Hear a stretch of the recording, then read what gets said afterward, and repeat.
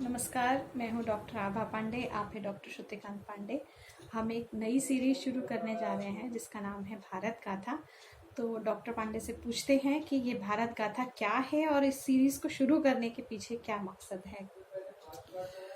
जी, भारत के प्रधानमंत्री श्री नरेंद्र मोदी ने 30 अगस्त 2020 को प्रसारित मन की बात कार्यक्रम में भारत की स्वर्णिम परंपरा को जानने वाले सभी विद्वानों से आग्रह किया था कि वे भारत के साहित्य, दर्शन, विज्ञान, तकनीक, कलाओं, कौशलों और इस तरह की परंपरा में जो जो भी तत्व आते हैं जी उनसे भारत की नौजवान पीढ़ी को परिचित कराएं। जी तो इसका उद्देश्य तो ये है। और दूसरी बात ये क्या है, तो मैं बताना चाहूँगा कि इसमें जो दो शब्द हैं वो बड़े सारगर्भित हैं, भारत और गाथा। भारत हमारे देश का नाम है, ये सभी जानते हैं। जी और कुछ लोग ये मानते हैं कि दुष्यंत और शकुंतला के पुत्र के नाम पर इस देश का नाम भारत हुआ। जी हाँ। लेकिन इसका एक दूसरा एस्पेक्ट भी है कि भारत में दो शब्द समाहित हैं, भा और रथ। भा का अर्थ संस्कृत में होता है प्रकाश और रथ का मतलब होता है उसमें रचा बसा हुआ, डूबा हुआ। तो भारत ज्ञान की परंपरा में शुरू से ही अग्रणी रहा है। मैं एक उदाहरण देना चाहूंगा। एक ब्रिटिश विद्वान हुए हैं F.W. थॉमस। उन्होंने एक पुस्तक लिखी थी, the history and prospects of British education in India, और ये पुस्तक प्रकाशित हुई थी 1891 में। जी तो उन्होंने उसमें एक वाक्य लिखा है कि शिक्षा भारत के लिए कभी भी अपरिचित नहीं रही जी और पूरी दुनिया में ज्ञान की परंपरा भारत में सबसे पुरानी परंपरा है।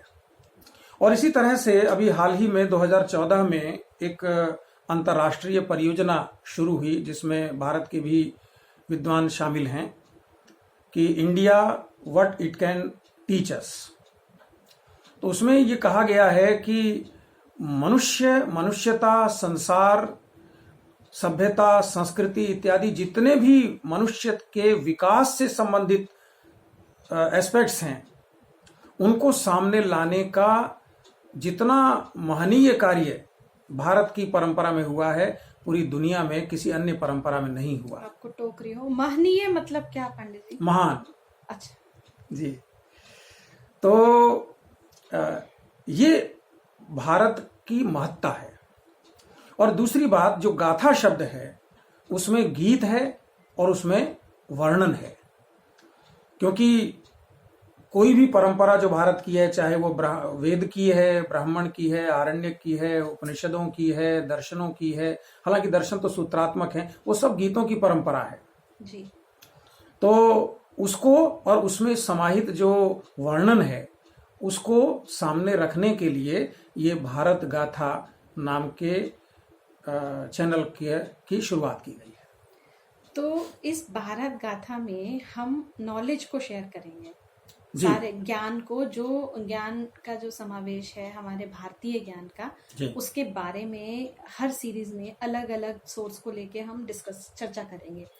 हाँ, उसका एक और लक्ष्य भी है कि भारत की सरकार अपने शिक्षा मंत्रालय के माध्यम से और AICTE के माध्यम से इंडियन नॉलेज सिस्टम को समाज के सामने लाने के लिए नए नए प्रयास कर रही है।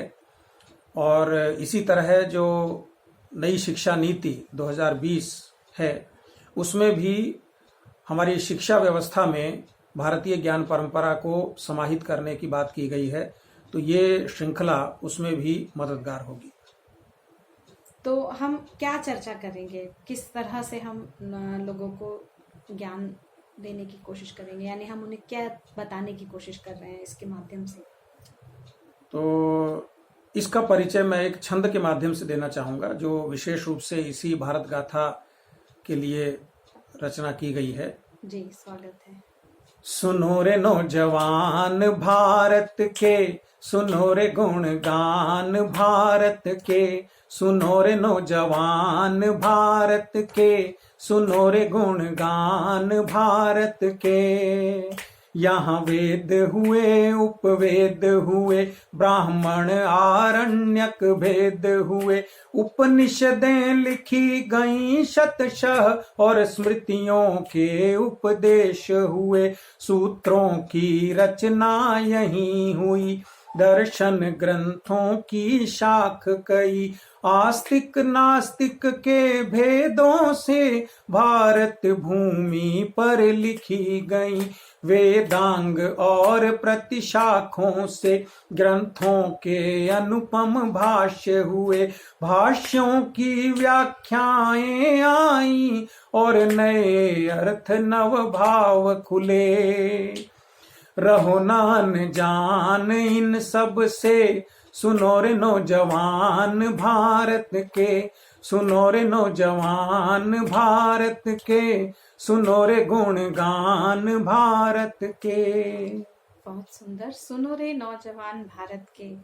तो ये आप लोगों के लिए ज्ञान का एक भंडार खुलने वाला है, जिसके माध्यम से आप वेद, वेदांग, प्रतिशाख्य, उपवेद, ब्राह्मण, आरण्यक, उपनिषद, सूत्र ग्रंथ, स्मृति, साहित्य, इन सभी के बारे में जितना संभव हो पाएगा उतना ज्ञान आप ले सकेंगे।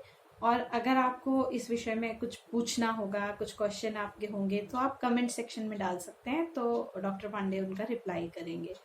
जी हाँ, मैं एक बात और स्पष्ट करना चाहूँगा कि कोई ये ना समझे कि इसमें हम वेद पढ़ाएंगे या ब्राह्मण पढ़ाएंगे, आरण्यक पढ़ाएंगे। हम उनकी जो जन सामान्य के लिए उपयोगी बातें हैं उनको सामने प्रस्तुत करेंगे। हो सकता है कि उनको सुन करके किसी का रुझान वेद की ओर हो जाए, किसी का ब्राह्मण की ओर हो जाए, किसी का आरण्यकों की तरफ हो जाए।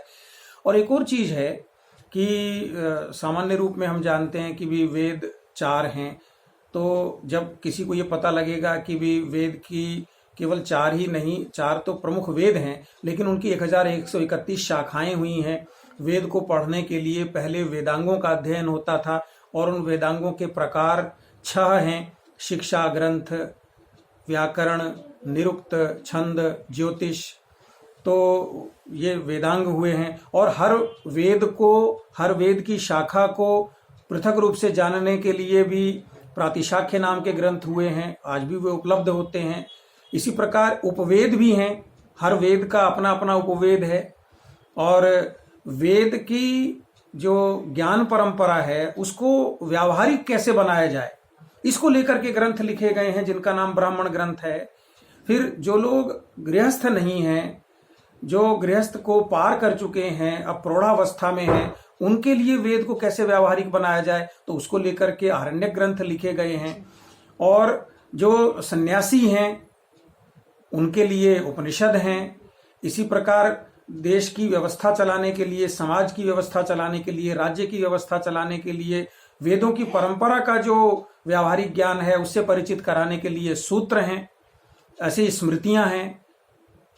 तो इस प्रकार से भारतीय ज्ञान परंपरा में बहुत लंबी श्रृंखला है पुस्तकों की, ग्रंथों की, जिनका क्रमशः जो उपयोगी हिस्सा है उसका हम इस चैनल के माध्यम से प्रस्तुतिकरण करेंगे। तो डॉक्टर पांडे, ये जो ज्ञान है ये किन लोगों के लिए है, कौन लोग इनका लाभ उठा पाएंगे? देखिए, ये पहली बात तो ये सभी भारतीयों के लिए है। और भारतीयों का मतलब ये नहीं है कि जो भारत में जन्मे हैं, बल्कि जो ज्ञान की परंपरा से जुड़ना चाहते हैं। क्योंकि भारत का अर्थ मैंने बताया, ज्ञान में रचा बसा। तो जो भी ज्ञान प्राप्त करना चाहता है, मौलिक ज्ञान प्राप्त करना चाहता है, वो इस परंपरा से जुड़ेगा। और उसके अतिरिक्त जैसे कि जो विज्ञान की परंपरा है भारत की, दर्शन की परंपरा है, मनोविज्ञान की परंपरा है, तकनीक की परंपरा है, तो वो सारी चीजें जो कभी भारत की पहचान हुआ करती थीं, उनको फिर से जानने के लिए और उनको और आगे बढ़ाने के लिए जो लोग योगदान देना चाहते हैं, ये भारत गाथा उनके लिए भी उपयोगी है। तो जाते जाते एक आप अच्छी सी कोई बात कह दीजिए। इस पेंडेमिक में सब लोग बहुत परेशान हैं और इतना सब कुछ फेस कर रहे हैं, तो कोई एक अच्छा सा मैसेज देके इसको हम ख़त्म करते हैं। अच्छा सा मैसेज ये है कि जो भारत की पूरी परंपरा है वो ये मानती है कि हम सब एक कालखंड के लिए इस पृथ्वी पर, इस जीवन में, इस शरीर में हैं और हम अपना सबसे अच्छा योगदान एक व्यक्ति के रूप में, परिवार के सदस्य के रूप में, समाज के सदस्य के रूप में, देश के नागरिक के रूप में जो हो सकता है वो दें और बहुत ज़्यादा चिंता, तनाव और परेशान ना हो। मैं सबसे ये कहना चाहती हूँ कि इस समय में आप अपने हॉबीज़ को, अपनी रुचि को और जागृत कर सकते हैं। जैसे किसी को पढ़ने में रुचि है तो वो और साहित्य पढ़ सकता है। यूट्यूब ऐसा माध्यम है जिससे आप बहुत सारी चीज़ें ज्ञान ले सकते हैं और भी चीज़ें जो जिसमें आपका रुझान है, कोई खाना बनाने में है, कोई और तरह का ज्ञान है, तो उससे बढ़ाकर अपने आप को डाइवर्ट कर सकते हैं। और इस समय में अपने आप को बिजी रखें और ज़्यादा परेशान ना हो और अपने घर परिवार में रहें, घर ही रहें, हाथ धोएं, इन सब बातों का ध्यान रखें। जी, और भारत गाथा के माध्यम से हम आपके जीवन को उन्नत बनाने का हर संभव प्रयास करेंगे। बहुत बहुत धन्यवाद। नमस्कार।